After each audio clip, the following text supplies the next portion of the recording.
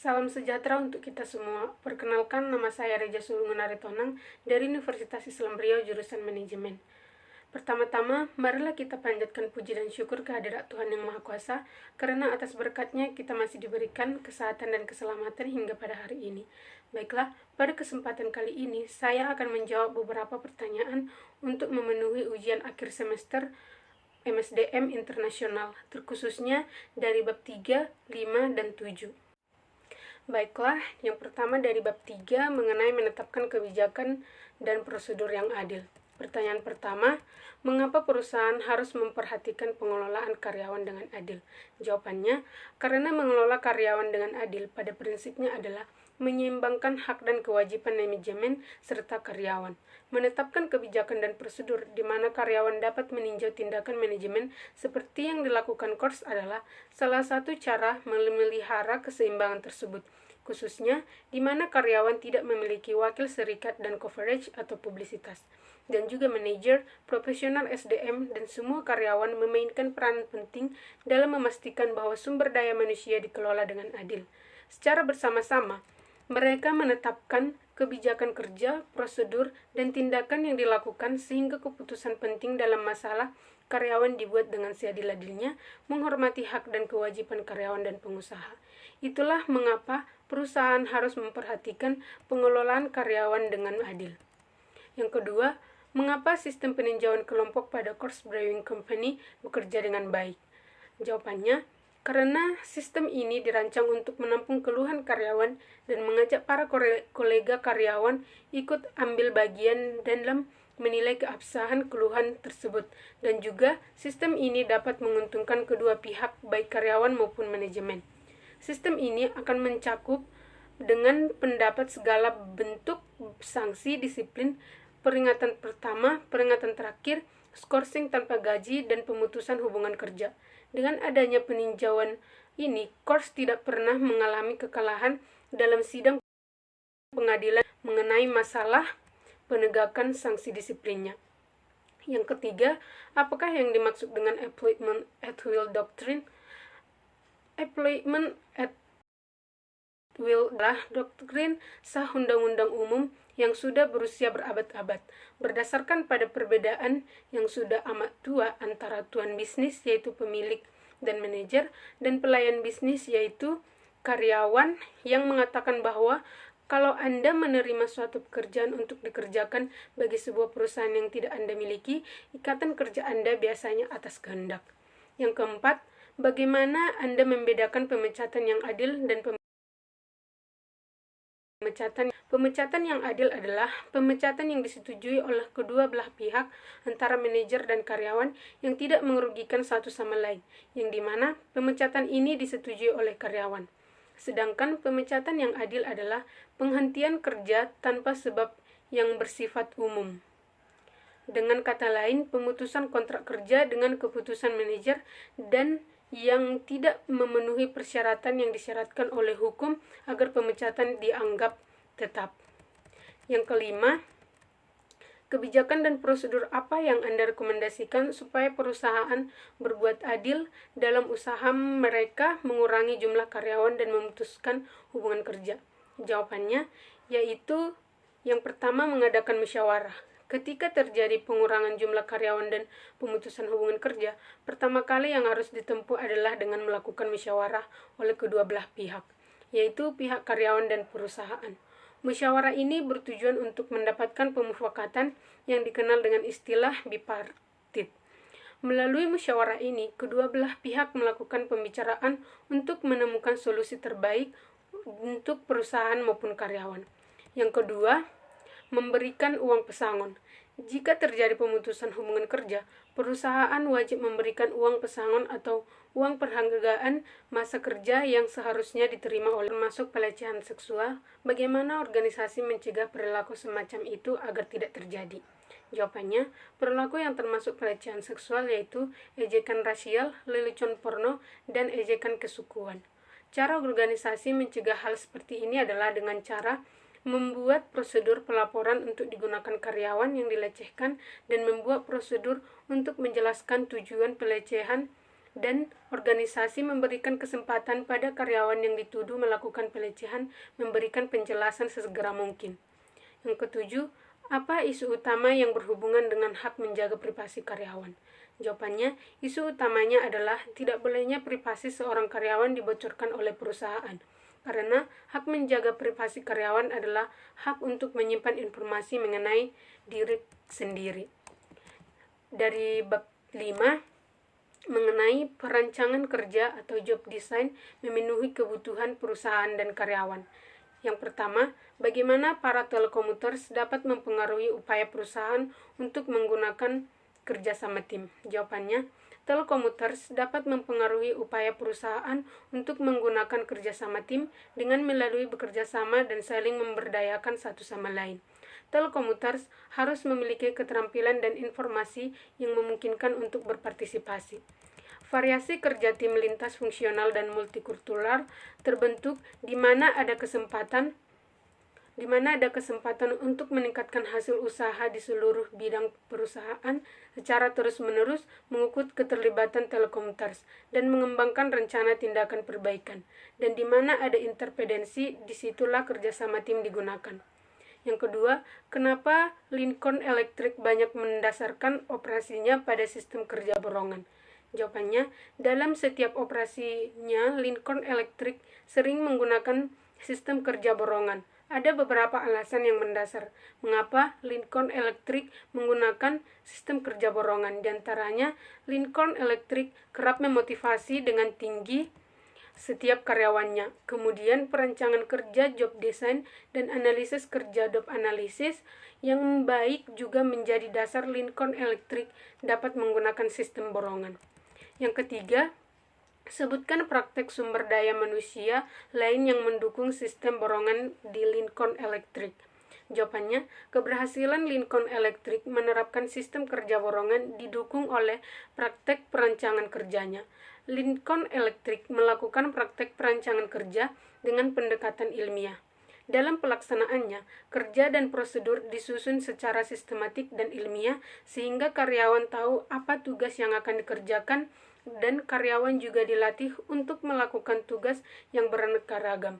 Atas dasar itu, Lincoln Electric dapat memberikan tugas pada karyawan setiap saat tanpa mengurangi kualitas kerja, dan dengan memberikan uraian tugas yang jelas dan spesifik, orang-orang tahu akan tugas masing-masing. 4. Uraikan bagaimana karakteristik kerja inti mempengaruhi kedua keadaan psikologis karyawan. Jawabannya, dalam paraga 5.1, karyawan yang menghargai makna, menghargai tanggung jawab, dan mengetahui hasilnya bagi penganyaan kerja untuk menyediakan karakteristik kerja inti akan memberikan hasil kerja dan hasil individu yang positif. Berbagai strategi dapat digunakan untuk merancang kerja dan karakteristik ini, inti yang mendorong motivasi. Sebagai contoh, rotasi kerja memungkinkan meningkatnya variasi keterampilan dan meningkatkan identitas kerja. Perluasan kerja juga dapat meningkatkan variasi keterampilan dan identitas tugas juga mungkin meningkat karena karyawan pada kerja yang diperluas sering menyelesaikan pekerjaan keseluruhan dan pekerjaan borongan yang dapat diidentifikasi. Dengan hal yang demikian, tingkat absensi dan pengunduran diri karyawan dapat berkurang dan memberikan tingkat kepuasan yang tinggi pada karyawan. Dewasa ini, otonomi kerja tampak merupakan suatu cara efektif untuk mendapat komitmen tinggi dan mutu terpadu pada karyawan karena banyak karyawan menghargai tanggung jawab yang muncul dari otonomi kerja. Hal demikian dapat memberikan motivasi yang tinggi pada karyawan dan memberikan hasil kerja yang bermutu tinggi oleh karyawan. Yang kelima, topik apa yang harus dipelajari karyawan agar mampu menjadi tim swakelola? Jawabannya, kerja sama tim menjadi topik yang harus dipelajari karyawan agar mampu menjadi tim swakelola. Dewasa ini, kerja sama tim atau teamwork telah menjadi sedemikian penting bagi perusahaan sehingga banyak diantaranya meningkat menjadi nilai inti. Sekalipun kerjasama tim mungkin tidak biasa bagi sejumlah karyawan, tampaknya kebanyakan karyawan mampu menyesuaikan diri. Jika anggota tim bekerja dengan bekerja sama dengan baik, keputusan dan perilaku tim menghasilkan keluaran atau output yang lebih besar. Untuk membentuk tim dan mencapai kerjasama yang tinggi, mungkin perlu waktu, namun keuntungan yang diperoleh cukuplah besar. Secara tipikal, tim mulai dapat memuat sedikit keputusan. Berangsur-angsur memulai pelatihan dan pembiasaan, mereka mulai membuat lebih banyak keputusan.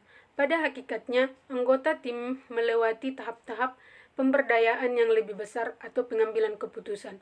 Pada masing-masing tahap baru, mereka mengambil keputusan lebih banyak, sampai mereka disebut tim swakelola.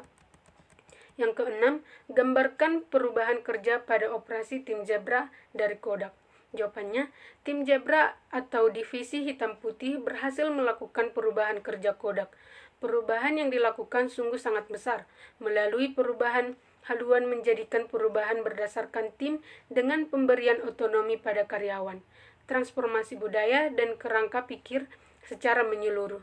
Stephen Jeffrengos, manajer divisi film, menyatakan strategi sumber daya manusia yang efektif akan aktif merupakan kuncinya. Strategi ini lebih bergantung pada SDM. Strategi ini menuntut keberanian pengambilan risiko yang lebih besar melalui penguatan positif pada kreativitas yang longgar dan menciptakan lingkungan yang diberdayakan. Strategi ini juga menuntut perbaikan praktek untuk kemampuan perusahaan dalam seleksi calon karyawan, memberikan hadiah dan penghargaan, penilaian karyawan, struktur kerja pengembangan kemampuan dan komunikasi, sehingga strategi ini diharapkan akan menghasilkan kemampuan, pemahaman, dan keinginan 15.000 mitra kerja untuk memainkan peranan kunci untuk memulihkan kinerja perusahaan Kodak. Yang ketujuh, masalah-masalah apa yang mempengaruhi pilihan pada salah satu pendekatan rancangan kerja? Jawabannya, masalah-masalah yang akan muncul dan dapat mempengaruhi pilihan dalam pendekatan rancangan kerja bergantung bagaimana perusahaan dalam mempertimbangkan biaya dan teknologi yang tersedia dan juga bergantung pada tugas. Pilihan-pilihan perancangan kerja juga tergantung pada apa yang terjadi pada perusahaan. Dan tentu saja, efektif tidaknya masing-masing pendekatan juga tergantung pada karakteristik tenaga kerjanya, khususnya kebutuhan psikologis karyawan dan fisik karyawan. Yang terakhir dari bab 7 mengenai rekrutmen membuat pool calon karyawan. Yang pertama, apakah rekrutmen lebih penting bagi perusahaan seperti Microsoft dibandingkan bagi perusahaan seperti General Motors? Jelaskan. Jawabannya, rekrutmen merupakan serangkaian kegiatan yang penting oleh setiap perusahaan untuk digunakan dalam mendapatkan pool pelamar kerja yang memenuhi syarat. Rekrutmen meliputi upaya pencairan sejumlah calon karyawan yang memenuhi syarat dan jumlah tertentu, sehingga dari mereka perusahaan dapat menyeleksi orang-orang yang paling tepat untuk mengisi lowongan pekerjaan yang ada. Rekrutmen tidak hanya menarik minat seseorang untuk bekerja pada perusahaan tersebut, melainkan juga memperbesar kemungkinan untuk mempertahankan mereka setelah bekerja. Jadi, rekrutmen sama-sama penting bagi perusahaan Microsoft dan perusahaan General Motors untuk kelangsungan hidup perusahaan dalam jangka panjang dan sekaligus keberhasilan perusahaan. Yang kedua, apa tujuan rekrutmen dan ini mempengaruhi kegiatan lain perusahaan? Jawabannya, tujuan umum dari rekrutmen adalah menyediakan suatu pool yang berisikan para calon karyawan yang memenuhi syarat yang kemungkinan besar akan terpilih dan ditempatkan. Untuk mencapai tujuan ini, perusahaan perlu melakukan kegiatan kunci seperti menentukan kebutuhan jangka pendek dan panjang perusahaan dalam jenis pekerjaan dan levelnya dalam perusahaan, terus berupaya memperoleh informasi perkembangan kondisi pasar tenaga kerja, menyusun bahan-bahan rekrutmen yang efektif, menyusun program rekrutmen yang sistematis dan terpadu, mendapat pool calon karyawan yang berbobot atau memenuhi syarat, mencatat jumlah dan kualitas pelamar, dan melakukan tindak lanjut pada calon karyawan baik yang diterima maupun ditolak, guna mengevaluasi efektif tidaknya rekrutmen. Yang ketiga, bandingkan dan bedakan metode dan falsafah rekrutmen dari Cap Insurance and A. Jelaskan kesamaan dan perbedaannya. Jawabannya, perusahaan Cup Insurance dan A merupakan perusahaan yang paling menguntungkan di kalangan industri asuransi. Dalam proses rekrutmen Cup Insurance dan A didasarkan secara langsung pada pengetahuan dan keterampilan para calon karyawannya. Group Insurance tidak menciptakan pasar baru atau memperluasnya lewat harga murah, melainkan mencoba menemukan resiko yang paling kecil dan yang memberikan pendapatan tinggi preminya. Sedangkan A menciptakan ratusan anak perusahaan yang masing-masing mempunyai target pasar yang spesifik. Cup Insurance merekrut dengan mendatangi perguruan tinggi terkemuka dan menerima para lulusan tanpa melihat bidangnya, yang memiliki keterampilan komunikasi dan antar pribadi yang bisa membentuk keterampilan spesifik dalam bidang asuransi. Sedangkan A merekrut staf yang terdiri dari para ahli industri dari perusahaan-perusahaan lain dan tenaga operasionalnya dari perusahaan saingannya. Cup Insurance melakukan pelatihan secara insentif dan tes bagi calon karyawan sebelum bekerja. Sedangkan A melakukan hanya mengendalikan karyawan yang berpengalaman. Yang keempat, bagaimana perencanaan sumber daya manusia memberi adil dalam rekrutmen yang efektif? Apa peran manajer lini dan manajer sumber daya manusia pada masing-masing kegiatan ini? Jawabannya, rekrutmen yang efektif dicapai dengan tepat mengingat pertimbangan hukum. Perusahaan harus merekrut pelamar yang secara potensial memenuhi syarat dalam jumlah yang memadai sehingga orang yang dipilih benar-benar sesuai dengan pekerjaannya. Kecocokan ini akan menjamin bahwa orang tersebut akan dapat menjalankan pekerjaannya secara efektif dan tidak keluar dari perusahaan. Manajer lini berperan sebagai yang pertama, mengidentifikasi lowongan kerja saat ini dan masa mendatang. Kedua, menyusun deskripsi tentang tugas kerja dan keahlian yang diperlukan untuk mengisi jabatan. Yang ketiga, melakukan wawancara dengan pelamar kerja. Yang keempat, bekerja dengan profesional SDM mengenai kesamaan kesempatan kerja dan keanekaragaman angkatan kerja. Yang kelima, membantu mengidentifikasi karyawan berbakat yang potensial untuk promosi dan staffing di masa depan. Manajer sumber daya manusia berperan sebagai yang pertama, menggunakan informasi dari manajer lini untuk menyiapkan kegiatan rekrutmen. Yang kedua, mengembangkan sumber daya dan metode rekrutmen untuk menentukan jumlah pelamar yang memenuhi syarat.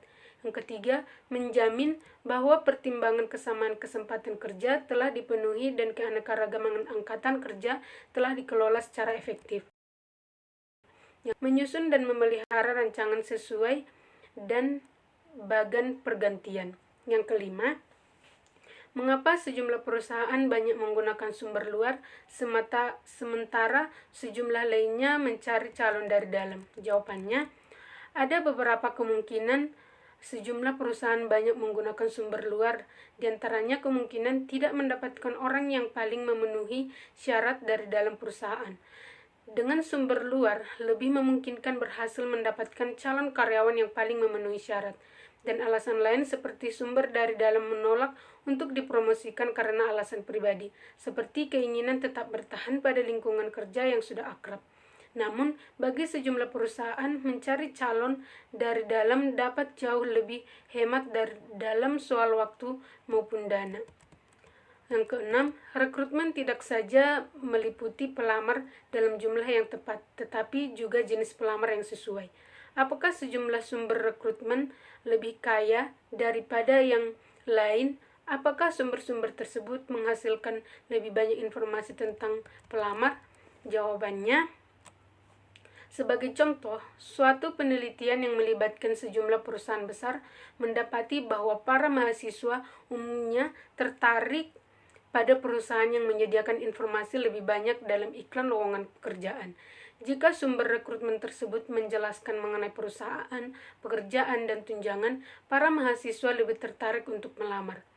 Penelitian lain menemukan bahwa para pelamar yang memperoleh informasi dari kedua sumber informal dan formal memiliki pengetahuan lebih banyak mengenai pekerjaan yang ditawarkan dibandingkan mereka yang mendapatkan hanya dari satu sumber saja, dan sumber informasi mungkin justru memberikan informasi yang lebih akurat.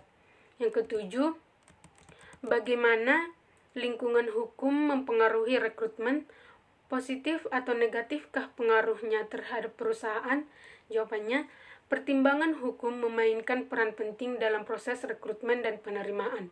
Pertimbangan hukum memberikan dampak positif bagi para pelamarnya terkait penerapan kesempatan kerja yang adil bagi semua pelamar tanpa memandang umur, jenis kelamin, ras, warna kulit, asal negara, kewarganegaraan, cacat fisik, dan lain-lain.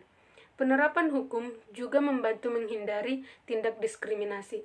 Program tindakan afirmatif atau AAPS bertujuan untuk menjamin responsif yang profesional dan adil terhadap calon karyawan atas dasar ras, etis, warna kulit, daerah asal, jenis kelamin, dan cacat fisik. Program ini umumnya tumbuh dari 3 kondisi, yakni kontrak federal, diskriminasi masa lalu, dan kegiatan sukarela. Yang ke-8, bagaimana perusahaan dapat meningkatkan kemungkinan pelamar tetap bertahan setelah diterima? Jawabannya, untuk meningkatkan kemungkinan pelamar tetap bertahan setelah diterima, perusahaan perlu melakukan praktek-praktek seperti berikut. Yang pertama, pengerahan. Dalam proses rekrutmen, perusahaan melakukan pretinjau pekerjaan yang realistis. Hal ini akan memiliki efek positif pada retensi pelamar yang diterima. Yang kedua, sosialisasi. Praktek sosialisasi melalui program orientasi dan asimilasi strategis dapat membantu karyawan baru tetap bertahan di perusahaan. Yang ketiga, pelatihan dan pengembangan.